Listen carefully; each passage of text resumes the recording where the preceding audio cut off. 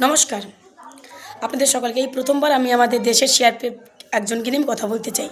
যখন একজন CRPF video শুরু করার আগে বলছে আমি কোনো রাজনীতি করি না, তারপরে আমার রাজ্যের মুখ্যমন্ত্রীর কোনো একটা বক্তব্য শুনিয়ে পাল্টা সে বিজেপির প্রচার করছে, তাহলে তো আমি পশ্চিমবঙ্গের সাধারণ নাগরিক হিসেবে আমি আমার শাসক সরকারের পাশে দাঁড়াতেই পারি।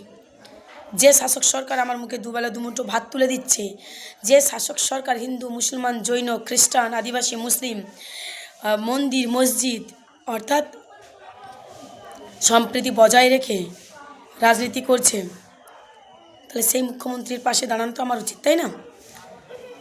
তো যাই হোক, প্রথমেই আমি আপনাদেরকে সেই সিআরপিএফ কি বলছে একটু শুনিয়ে দেবো। শোনাটা আপনাদের খুব জরুরি। শুনুন।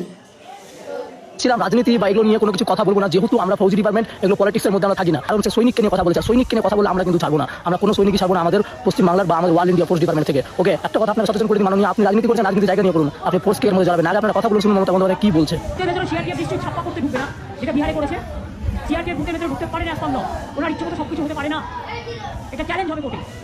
Inside the vote only the voters will be allowed, they can't see who are voting for হুম।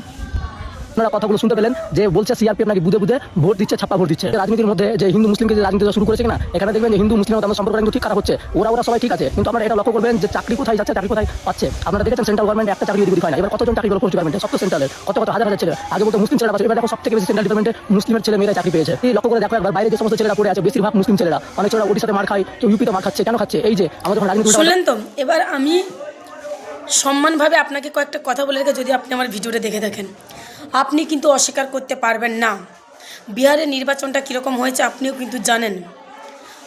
কিন্তু জানেন আমি আপনাকে সম্মান করি, আপনি আমাদের দেশের রক্ষক, আমি একজন দেশের সাধারণ নাগরিক হিসেবে আমি আপনাদেরকে সম্মান করি। তাই আমি মনে করি আপনাদের উচিত নয় কোনো রাজ্যের মুখ্যমন্ত্রী বা কোনো রাজ্যের প্রধানমন্ত্রী বা কোনো রাজ্যের রাজ্যপাল, রাষ্ট্রপতি কি বলেছে সেই বিষয় নিয়ে নাক গলানোর।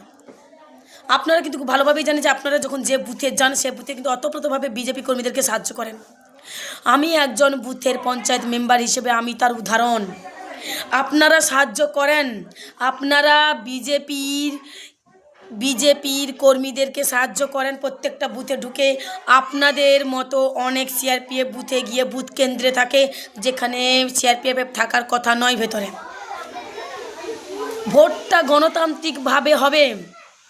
আর আপনি বলছেন যে সেন্ট্রাল চাকরি দিয়েছে, এটা তো আপনার বলার কথা নয়। আপনিও তো এটা বলতে পারতেন যে মাননীয় মুখ্যমন্ত্রী আপনি ভুল বলছেন, আমরা কাউকে সাহায্য করি না, এটাই বলতে পারতেন। আপনি চট করে সেন্ট্রাল লেভেলে প্রচার করছেন নরেন্দ্র মোদীর হয়ে। তাহলে বলুন তো, নরেন্দ্র মোদী 2014 সাল থেকে 26 সাল পর্যন্ত ক্ষমতায় যে 12 বছরে কত চাকরি দিয়েছে, কত বেকারত্বের হার কমেছে, কটা শিল্পস্থান হয়েছে, কত কালো টাকা উদ্ধার হয়েছে। নরেন্দ্র মোদী কেন ক্ষমতায় বসার পরে পুলওয়ামাতে এরকম একটা ঘটনা ঘটেছিল? কেন পুলওয়ামাতে আমাদের গর্বের সেনাবাহিনী 40 জন মারা গিয়েছিল? কিসের জন্য, কি কারণ ছিল? কোনো বিচার হয়েছে? জম্মু কাশ্মীরের মতো এরকম একটা বিভৎস ঘটনা ঘটেছে, তার কোনো বিচার হয়েছে? দিল্লিতে বোমা বিস্ফোরণ, সংসদে হামলা, এরকম হাজারটা ঘটনা ঘটেছে। স্যার, আপনাকে সম্মান যে নরেন্দ্র মোদীর আমলে ভারতবর্ষের সবথেকে বেশি ক্ষতি হয়েছে। আপনিই বলুন তো, আমেরিকাকে যে ডোনাল্ড ট্রাম্পের কথা শুনে ভারত চলবে, ভারত কী খাবে, ভারত কার কাছ থেকে কী কিনবে না কিনবে, সেটা কেন আমেরিকা ঠিক করে দিচ্ছে? দেখুন, আমি আপনাকে সম্মান করে, আপনিও খুব ভালোভাবেই জানেন যে আপনারা কিন্তু বিজেপিকে সাহায্য করেন প্রত্যেকটা বুথে বুথে এসে। আপনাদের কাজ কিন্তু এটা নয়। তাই আমি হাত জড়ো করে অনুরোধ করছি, আপনারা আপনাদের চাকরি করুন, কিন্তু কাউকে অতপ্রতভাবে সাহায্য করবেন না। আপনি যখন আমার রাজ্যের মুখ্যমন্ত্রীকে এত কথা বলছেন, তখন আমি বাধ্য হলাম আজকে বলার জন্য, কারণ এই